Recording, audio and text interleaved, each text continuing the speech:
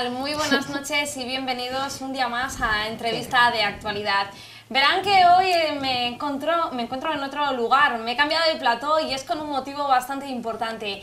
Este 29 de octubre se conmemora el Día Mundial del Ictus y nosotros nos vamos a volcar con nuestra programación en hacerles llegar la información acerca de esta enfermedad, cómo prevenirla, qué es el código ictus, cosas que también afectan no solo a la persona que lo vive, sino también a los familiares, en fin, todo lo que rodea un poco a esta, por un lado, muy conocida enfermedad, por otro también desconocida, porque todos quizá tenemos un familiar, alguien que lo ha podido padecer, pero no sabemos los motivos o muchas veces nos quedan dudas, también cómo prevenirlo, en fin. Como les digo, todo lo que relaciona a esta actividad. Vamos a tener dos programas especiales. El primero de ellos, el que ya vamos a comenzar en apenas unos segundos, el que nos acontece en estos momentos con una mesa de profesionales acerca de la materia, y en un segundo programa que ustedes van a poder ver a continuación, en unos minutos pues tendré a personas familiares y afectadas por esta enfermedad. No me extiendo mucho más porque me gustaría que sean ellos los protagonistas de la noche y los que les hagan llegar a ustedes toda esta información. Antes de nada, les presento a quienes me acompañan. A mi izquierda, Beatriz Jiménez, doctora del Servicio de Urgencias. Muy buenas noches, bienvenida. Buenas noches. A mi derecha, José Luis Cruz, fisioterapeuta. Buenas noches, bienvenido también. Pepi Herrera, logopeda. ¿Qué tal? Buenas noches. Bueno. Y Laura Rodríguez, que ya es terapeuta ocupacional. Encantada. Bueno, pues todos ellos tienen algo que contarnos, algo, como les digo, acerca de la enfermedad. Todo está relacionado, aunque en principio puedan pensar que a lo mejor no, y todo, por supuesto, es importante de tratar. Pero vamos a comenzar desde el principio. Yo quiero, lo primero de todo, hablar de qué es el ictus y, bueno, qué es ese código ictus, qué tipo de ictus hay, cómo podemos detectarlo. Son muchos flecos los que están ahí en la cabeza y queremos aclararlos y ponerlos sobre la mesa. Para ello, Beatriz Jiménez va a ser la encargada un poco de hacernos esta pequeña introducción sobre la enfermedad. Beatriz, cuéntanos precisamente esto que estamos hablando, este código ictus, esta enfermedad, cómo es, cómo afecta. Cuéntanos un poco acerca del tema. Bueno, primero presentarme. Soy, como bien dice, Beatriz Jiménez y soy médico de familia. Trabajo en el Hospital Virgen de Altagracia en el servicio de urgencias desde hace 4 años. Y bueno, para mí es un honor estar aquí porque rodeada de estos profesionales, porque creo que este tipo de actividad es básico para educar a la población. Mucha gente no tiene claro lo que es un ictus, mucho menos que es un código ictus, y creo que es interesante que se haga este tipo de acontecimientos.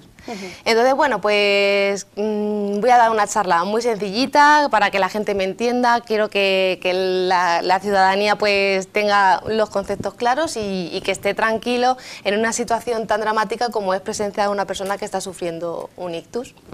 Y bueno, ¿qué es un ictus? Pues un ictus engloba a un conjunto de enfermedades neurológicas que tienen en común la aparición súbita. De repente aparecen unos síntomas específicos y el origen es un problema vascular, ¿vale? Así distinguimos pues dos tipos de ictus. El ictus hemorrágico, que como su nombre indica, se rompe un vaso cerebral y provoca una hemorragia. Y por el contrario, el ictus isquémico, de repente un vaso se cierra por el motivo que sea y deja de existir riego en esa zona. El ictus isquémico es mucho más común, pasa en un 80 o 85% de los casos, pero sea cual sea el motivo, al fin y al cabo es tejido cerebral que está muriendo, neuronas que están siendo afectadas, y aquí el tiempo es oro, cada segundo cuenta, el tiempo es vida y hay que actuar rápido. Y por este motivo, pues bueno, se creó el código ictus. El código ictus es una estrategia que lo que busca es disminuir el tiempo entre el paciente que empieza con esos síntomas y la llegada de ese paciente al hospital especializado para recibir el tratamiento específico.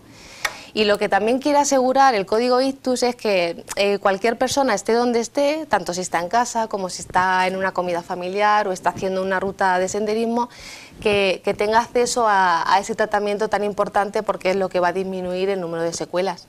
Entonces, el código ictus ya no solo es una estrategia, al fin y al cabo es un sistema que lo que busca es salvar vidas y sobre todo disminuir la secuela de esta enfermedad.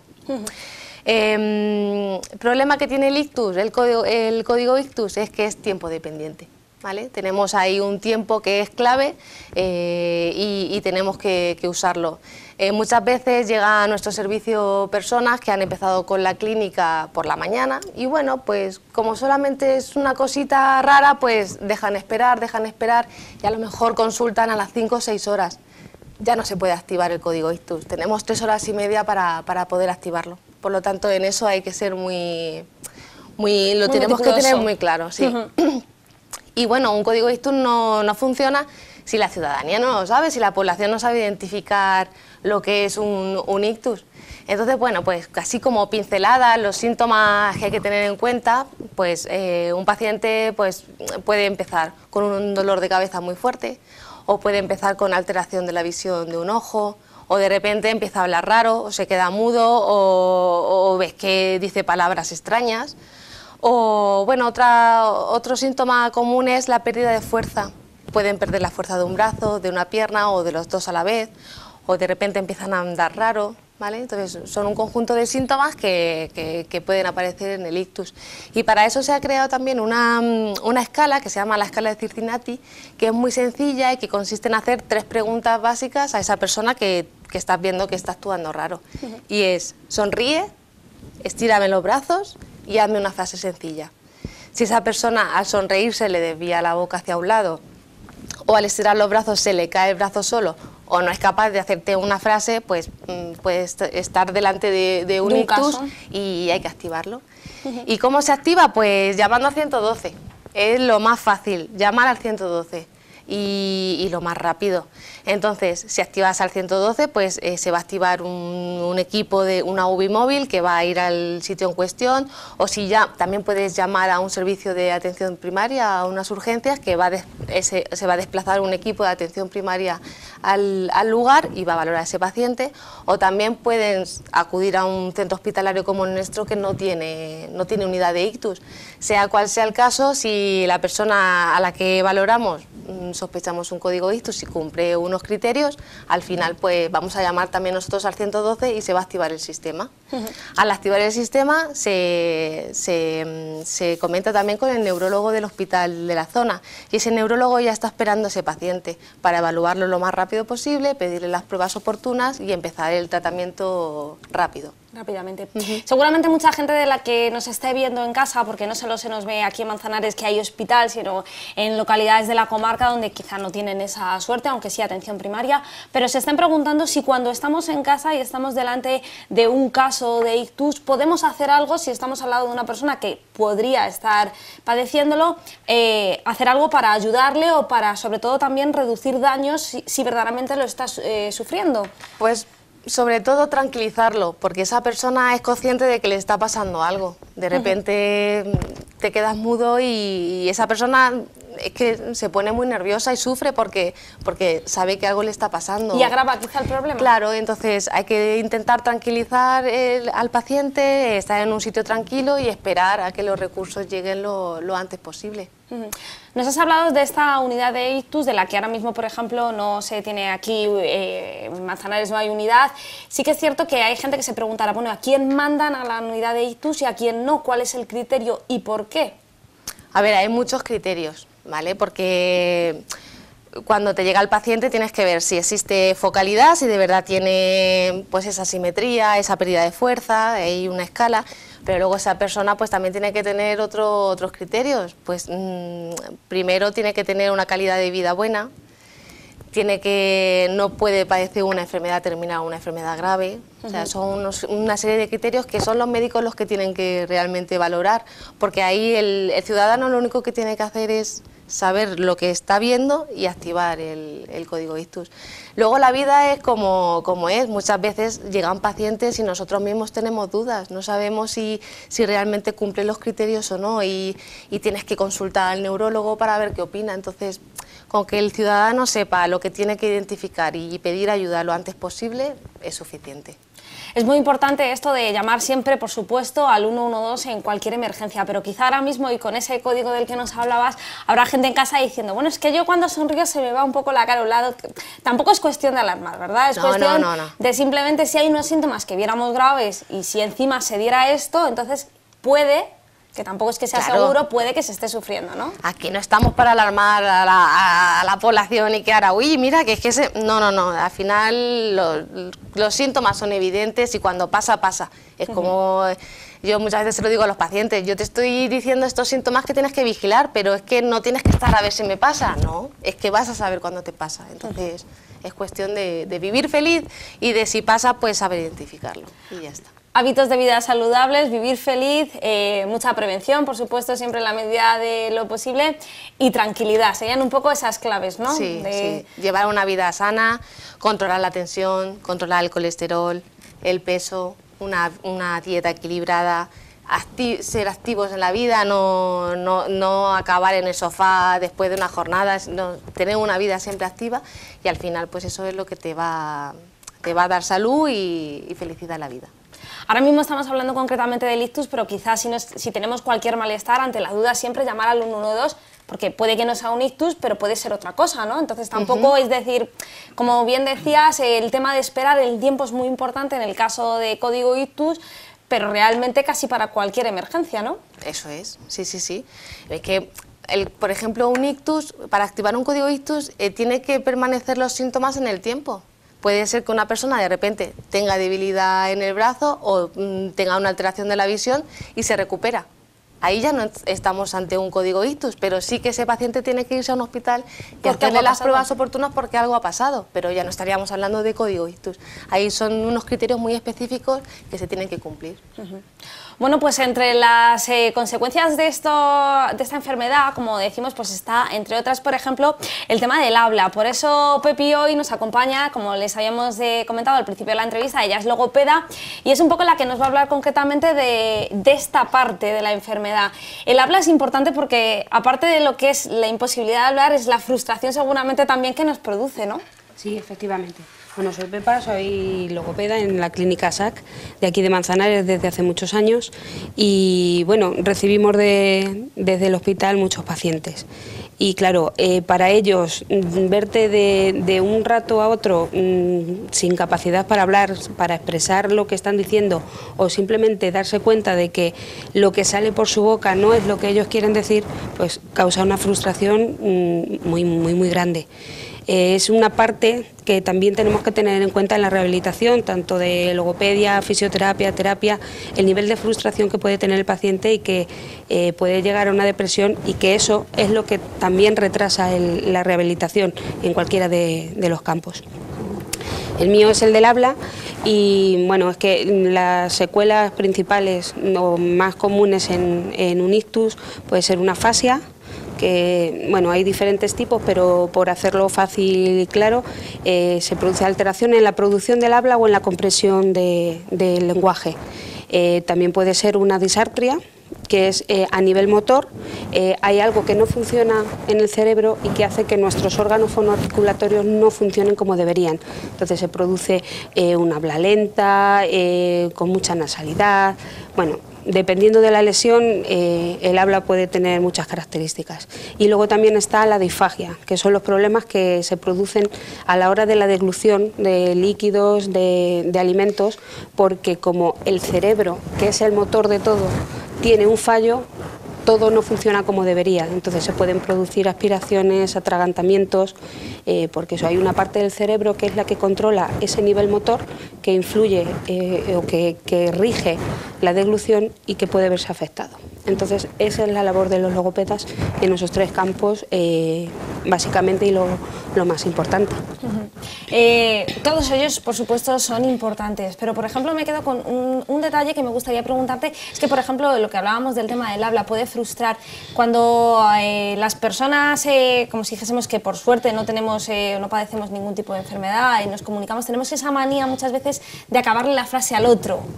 Esto me imagino que cuando estamos con una persona que ha sufrido ictus o ya está, aunque esté rehabilitado, pero lo tiene relativamente cercano, lejano, quizá deberíamos ser conscientes, ya no el paciente, sino nosotros, el resto de la población con ellos, ser consecuentes y dejarle, pues como ocurre por ejemplo con personas tartamudas o con otro tipo de discapacidades, dejarles su tiempo, que no hay prisa, no intentar corregirles. Sí, igual que a nosotros en una conversación normal nos molesta que nos interrumpan, porque tú sabes lo que quieres decir y quieres tener tu tiempo para decirlo, en estas personas más si cabe, porque son conscientes de que tienen una dificultad, de que están intentando superar un problema que han tenido. Si ven que los demás no tenemos esa paciencia, no les dejamos tomarse su tiempo, que les está costando muchísimo conseguir a lo mejor decirte una frase de 5 palabras, entonces si no les dejamos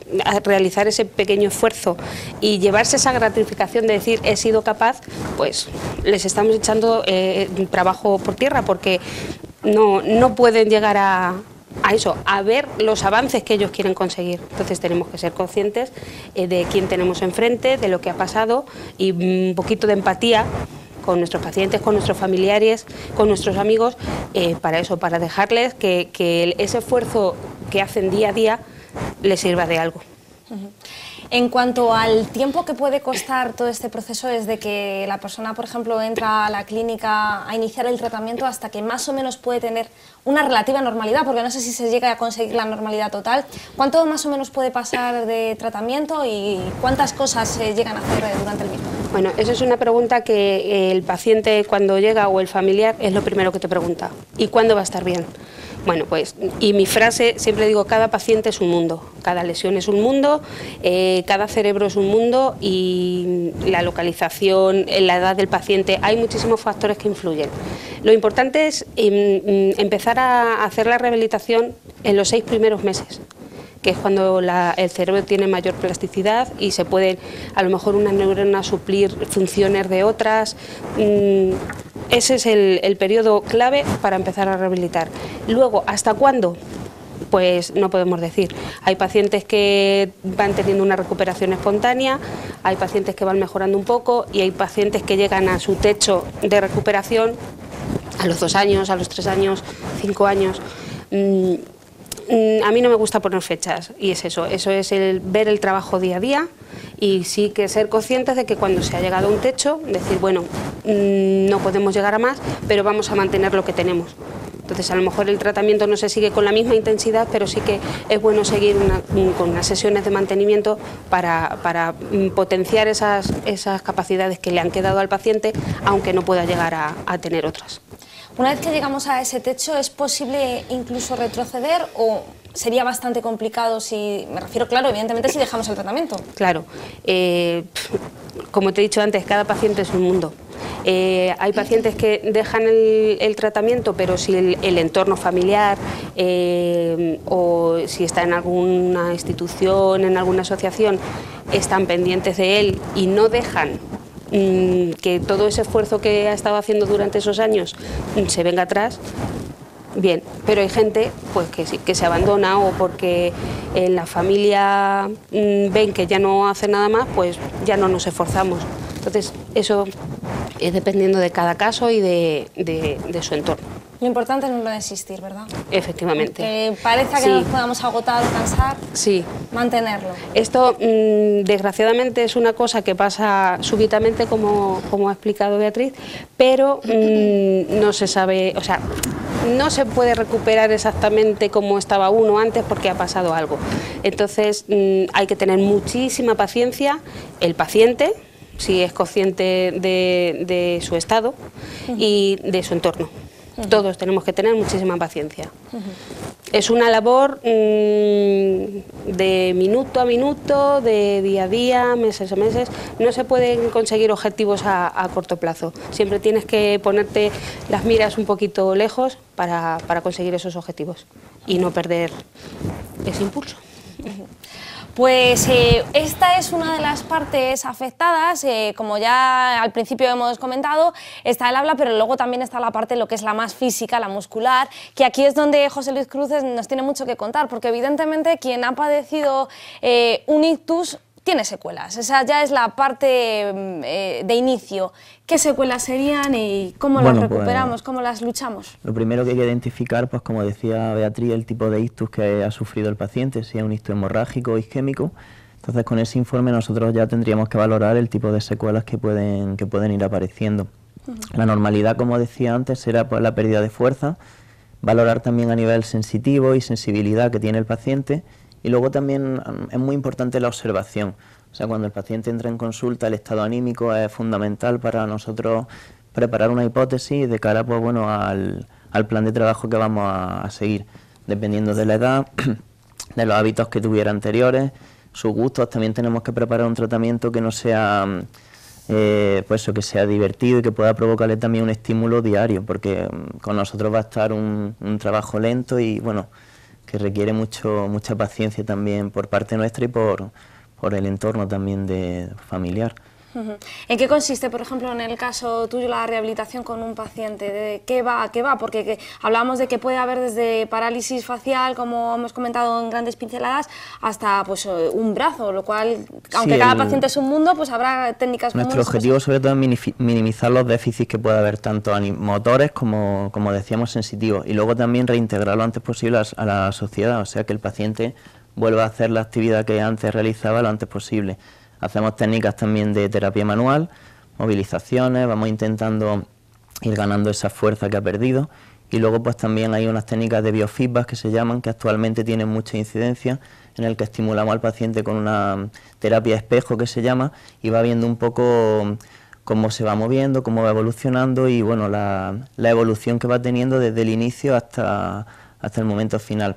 Luego también se están incluyendo técnicas más vanguardistas como videojuegos, otras técnicas también que estimulan al paciente a ese trabajo que es muy lento y muy pesado también, que para ello luego es fundamental también cuanto antes iniciar el tratamiento, como decían las dos compañeras. En la primera fase de los primeros 3 meses es donde el paciente consigue mejorar más la capacidad también funcional.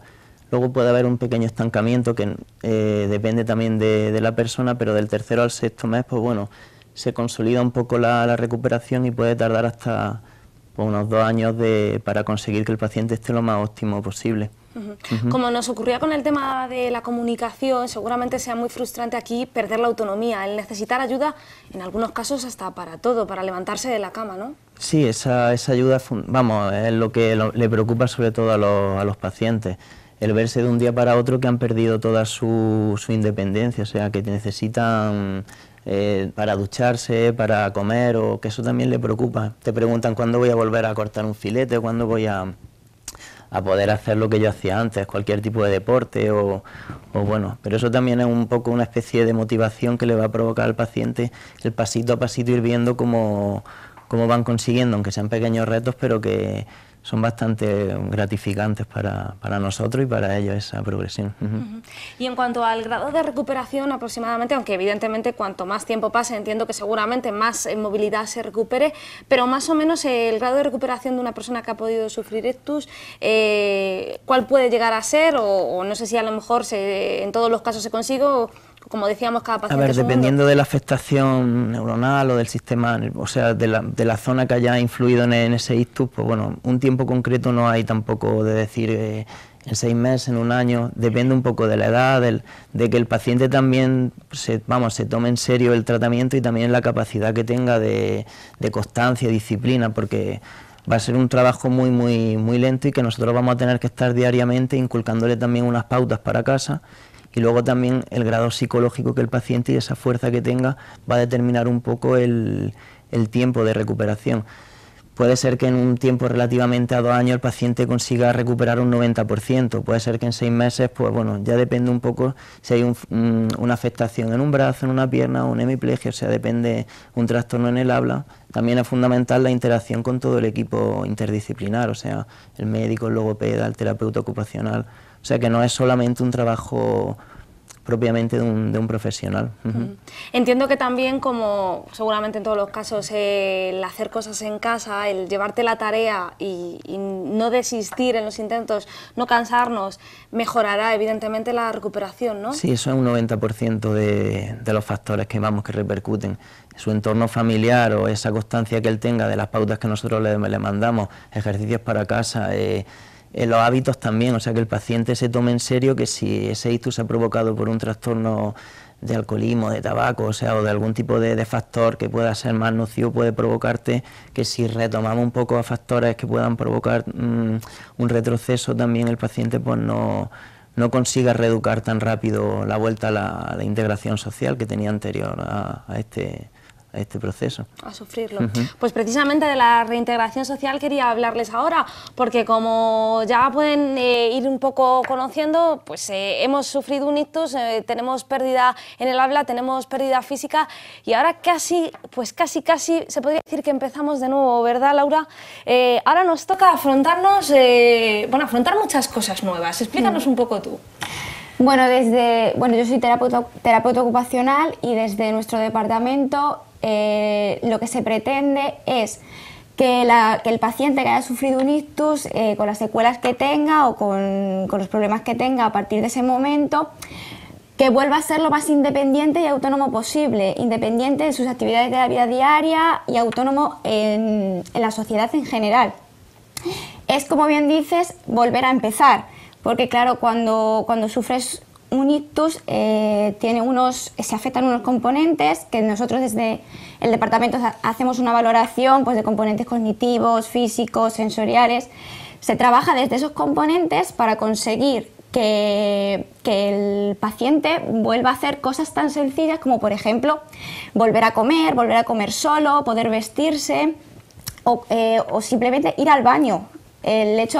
Cosas que nosotros vemos tan sencillas que muchas veces no le damos importancia.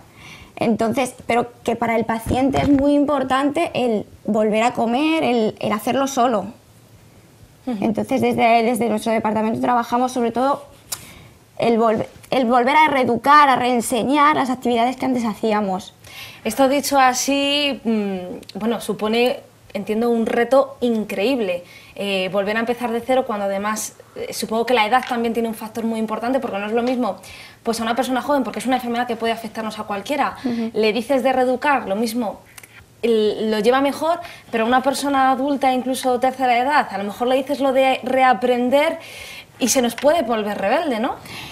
Efectivamente depende mucho del paciente y de la persona. También hay personas muy jóvenes que se ven en esa situación y se frustran tanto, se ven en una situación tan diferente a la que tenían antes, que no quieren trabajar, que no se esfuerzan por volver a hacer, y sabiendo tú que tienen mucho potencial para volver a hacer muchas cosas, ellos no se quieren esforzar. ¿Por qué? Si se lo dan todo hecho. Claro, si ellos no quieren hacer nada, pues si me cortan, ¿por qué voy a cortar yo? Total. Luego hay personas mayores que sí que, depende mucho del interés, sí, de la actitud, del interés que tenga la persona por volver, también de la afectación. Unos tienen mayor proceso de recuperación, otros menos. Entonces depende mucho de la persona y del paciente. Como decía, cada persona es un mundo y son dos personas que tienen un ictus pueden ser totalmente diferentes, aunque sea el mismo tipo, pueden ser totalmente diferentes. Luego también hay un proceso de recuperación de componentes, como he dicho, trabajo de componentes, y luego con las secuelas, que ya son crónicas, se pueden hacer muchas adaptaciones. Pues adaptaciones de cubiertos, adaptaciones de productos de apoyo, adaptaciones del medio ambiente, del ambiente que tenemos alrededor. No simplemente el trabajo en la sala de sesión, como digo, sino también todo lo que envuelve, todo el entorno.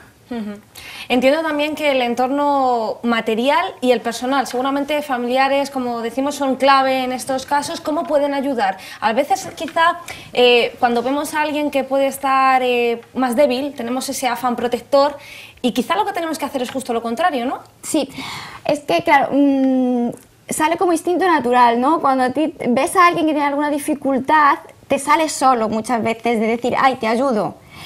Pero en ciertos momentos es necesario que esa persona lo haga, lo lleve a cabo, se frustre si no le sale, pide ayuda. Oye, esto no me sale, ¿cómo puedo hacerlo de otra manera? ¿O cómo puedo hacerlo más sencillo?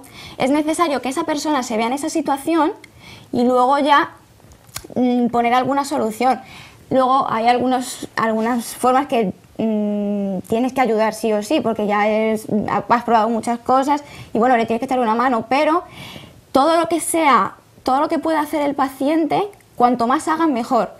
Ya no solo por la carga familiar que sostiene, que quita al familiar, sino ya por el sentirse bien él mismo. Y sobre todo que vuelva a hacer cosas que a él le gustaban. Es muy importante, desde aquí es muy importante el trabajo con los hobbies, con los gustos y de adaptar cosas que hacían, que les gustaban, que les daba mucha motivación, que los vuelvan a hacer. Como ocurre un poco con la educación en general, siempre se suele decir aplaudir lo bueno y corregir lo malo, suele ser clave. En tema de pacientes que están reeducándose después de un ictus, tenemos que hacer un poco lo mismo, es decir, cuando lo hacen bien, a lo mejor quizá un poco, anda, qué bien, o queda quizá absurdo, igual que corregir, no sabemos si puede ser bueno o quizá frustra más si es negativo. ¿Qué conviene en estos casos? A ver, es que depende de la situación también. Es una persona que lo está haciendo bien, el refuerzo positivo es muy importante. El refuerzo positivo es, muy bien, lo has conseguido, ves como si puedes, tú puedes conseguirlo, es muy importante. Y lo que hemos dicho de equivocarse, se tienen que equivocar, pero hasta un punto. O sea, desde el terapeuta, yo siempre digo lo mismo, yo voy a poner actividades que tú sepas hacer. ¿Vale? Y si no puedes hacer, que trabajando tú llegues a conseguirlas. Una cosa que tú no puedes hacer, yo no te la voy a poner, porque a ti no te va a servir para nada y encima te va a frustrar y te va a hacer sentir peor. Entonces, hacerlo, que sea difícil, que sea complicado, porque tiene que ser un reto también para la persona, pero que no sea frustrante. Entiendo que recuperar la autonomía total es el éxito de la recuperación, ¿no? Es complicado porque también depende mucho de las secuelas, también depende mucho del ictus, de la persona, que depende mucho de muchas cosas. Pero siempre conseguir el máximo nivel de autonomía posible, el máximo que se pueda conseguir, también, y de reintegrarse en la sociedad, tanto en casa como con los amigos, con la sociedad en general. Conseguir el máximo que pueda. Bueno, pues en este último minuto prácticamente del programa sí quería lanzaros una pregunta a los cuatro, porque lo que sí me queda hoy claro, por lo menos a mí, espero que también a la gente que está en casa, es que prácticamente tenemos que hacer un tratamiento común.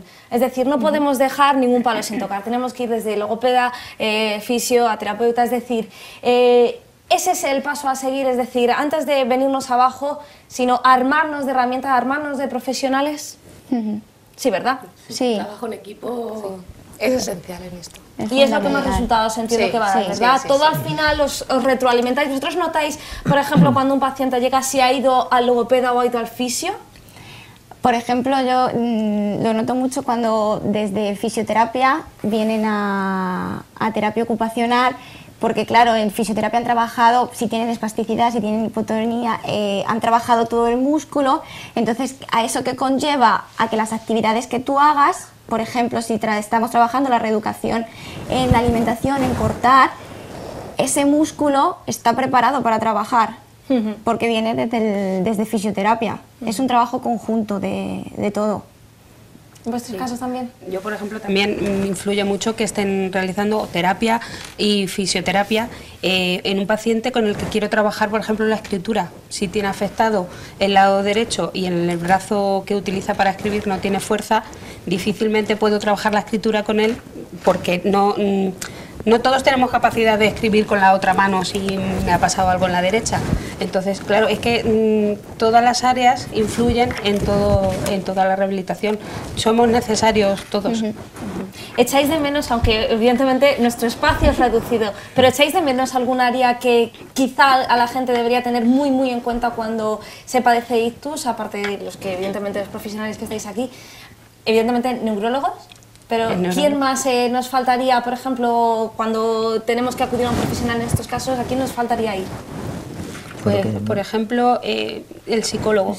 Por eso, porque es muy importante la actitud del paciente, cómo se siente, el nivel de frustración, si tiene depresión porque se da cuenta de que su estado no es el que debería ser o el que él tenía. Es una parte también importante. ¿Alguno más? Sí, lo que decía el psicólogo es que es fundamental, porque si el paciente viene un día con un bajón o ese día al final la sesión de fisioterapia o de logopedia o de lo que sea suele ser un poco más desastre, o sea, el paciente no consigue identificar los movimientos que le está explicando o sentir de forma específica la técnica de motricidad fina, o sea, hay un patrón de desconcentración que eso influye en que ese día a lo mejor sería, pues bueno, que vaya con otro profesional y que bueno, que vayamos por otro camino. Bueno, pues os tengo que despedir porque hasta aquí llega nuestra primera parte del programa. Muchísimas gracias, por supuesto, a los 4 por habernos acompañado. Yo creo que hemos explicado bastante bien el tema en el lado profesional. A continuación nos van a acompañar gente que lo ha vivido. Por desgracia, son personas afectadas y familiares, pero bueno, también vamos a conocer cómo es la otra parte. Ustedes manténganse con nosotros porque nos vamos un momentito a publicidad y enseguida volvemos con los nuevos invitados. Y a vosotros, lo dicho, muchísimas gracias por acompañarnos en esta entrevista de actualidad. A ti.